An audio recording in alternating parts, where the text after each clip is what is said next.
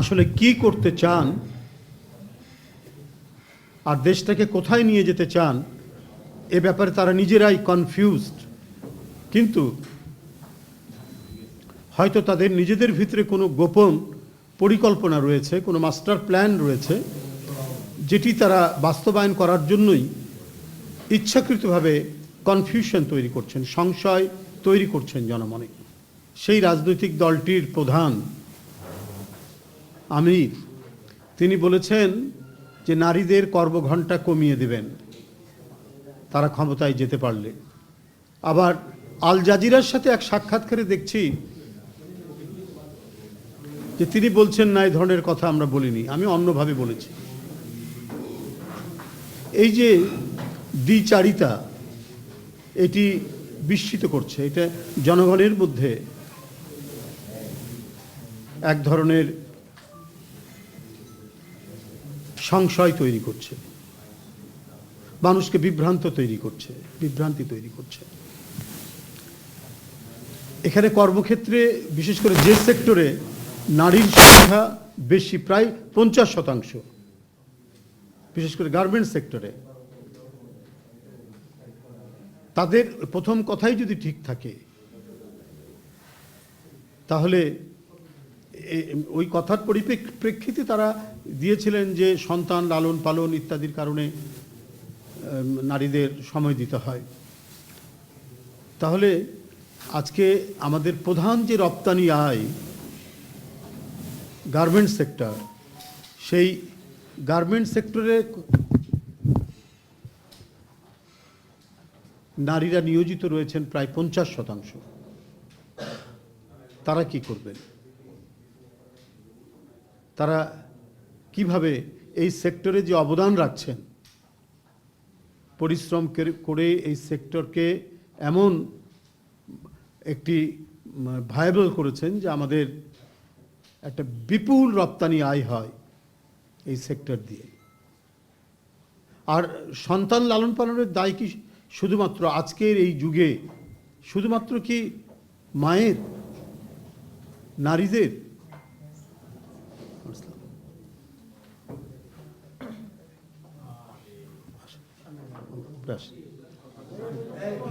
আসেন উপরে আসেন, চেয়ার দাও, এদিকে আসেন, পাশে আসেন, একটু বসতে দাও। টিচার এই ব্যবস্থা করে দাও তো।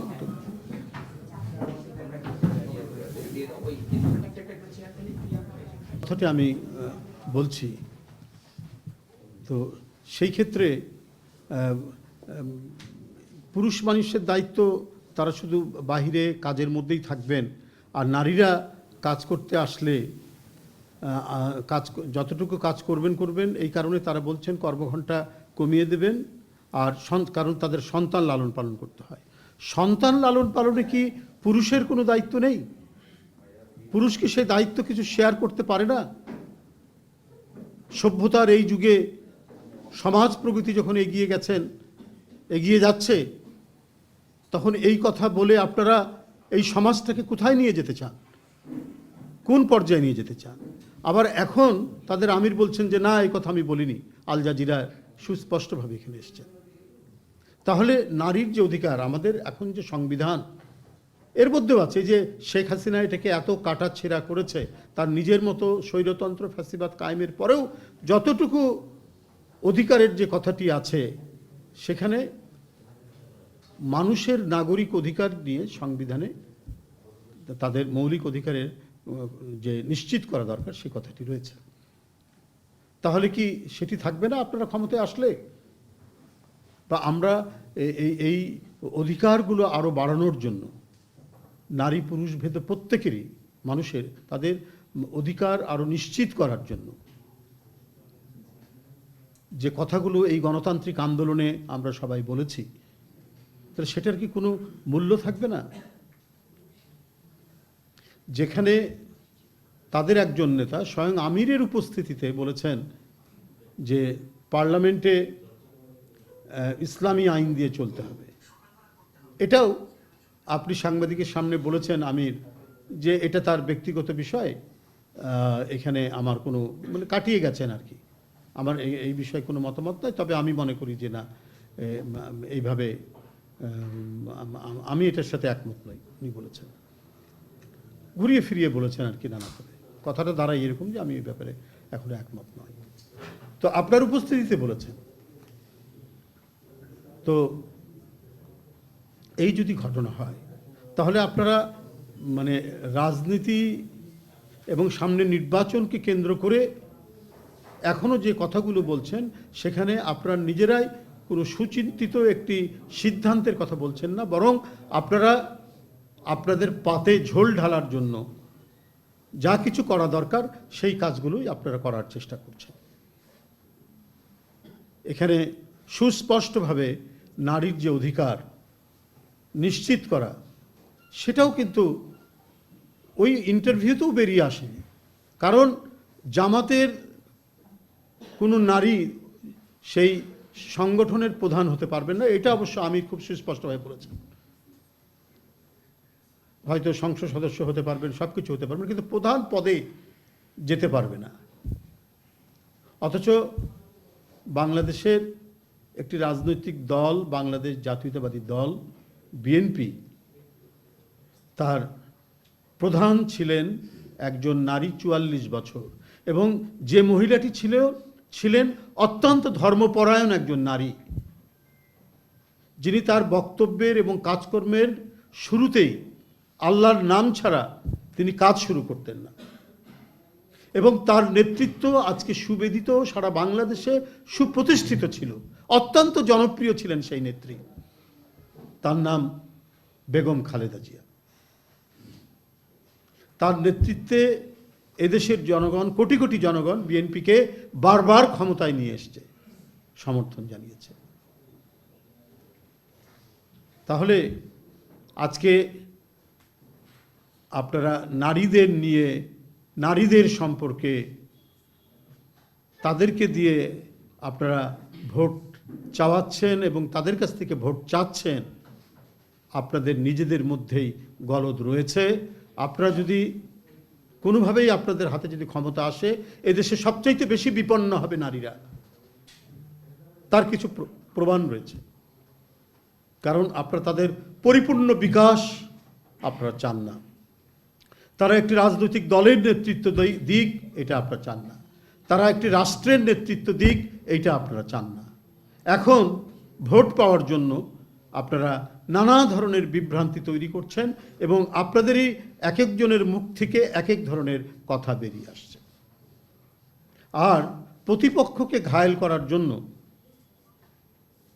এহেন শব্দ, বাজে শব্দ নেই, ইতর শ্রেণীর শব্দ নেই যেটা আপনারা ব্যবহার করছেন না। আপনাদেরকে শুধুমাত্র একটি উদাহরণ আমি এখনই দিচ্ছি। একজন ভদ্রমহিলা, তিনি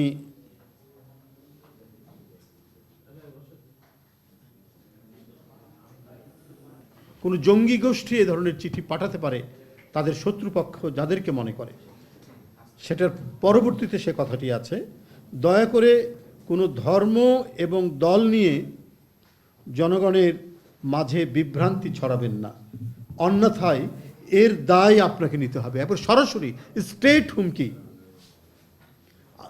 তাদের বিরুদ্ধে, বিশেষ করে সেই রাজনৈতিক দল, তাদের বিরুদ্ধে আমরা অভিযোগ করেছি, নানা শ্রেণী পেশার মানুষ অভিযোগ করেছে, এদেশের গণতন্ত্র মানা মানুষরা অভিযোগ করে যে এরা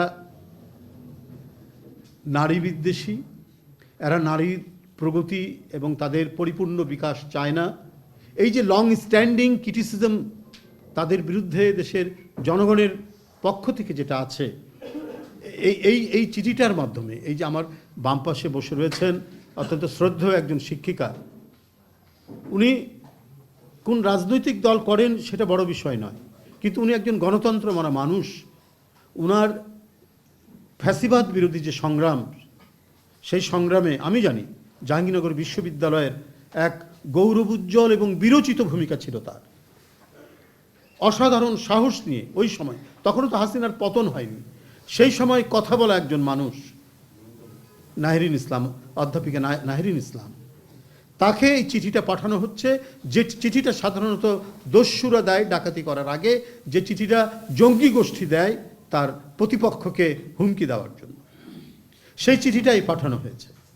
শুধু তাই নয় বন্ধুরা আমার, এখানে আমার পাশে বসে আছেন, রাজশাহী থেকে এসছেন, নির্যাতিত জামাত শিবিরের দ্বারা আমাদের এক বোন।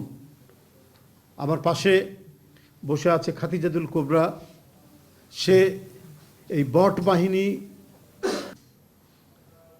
মানে প্রতিপক্ষের বিরুদ্ধে যে একটা বাজে কথা বলতে হয়, অশ্লীল কথা বলতে হয়, এটা শিখিনি। আমাদের শিক্ষকরাও শেখায়নি, আমাদের পারিবারিক শিক্ষাও হচ্ছে তাই। তোমাকে যে যাই বলুক, তুমি কখনো মাত্রার বাইরে গিয়ে কথা বলবে না। কিন্তু তাদেরকে কি শেখানো হচ্ছে? এটা কি ইসলাম? ইসলাম তো সবচেয়ে সিভিলাইজড একটা ধর্ম। এখানে বেইনসাফির বিরুদ্ধে কথা বলা হয়েছে, এখানে অশ্লীলতার বিরুদ্ধে কথা বলা হয়েছে, এখানে মানে সমস্ত ধরনের অসুন্দর অকল্যাণের বিরুদ্ধে এই মহান ধর্ম ইসলামে কথা বলা হয়েছে।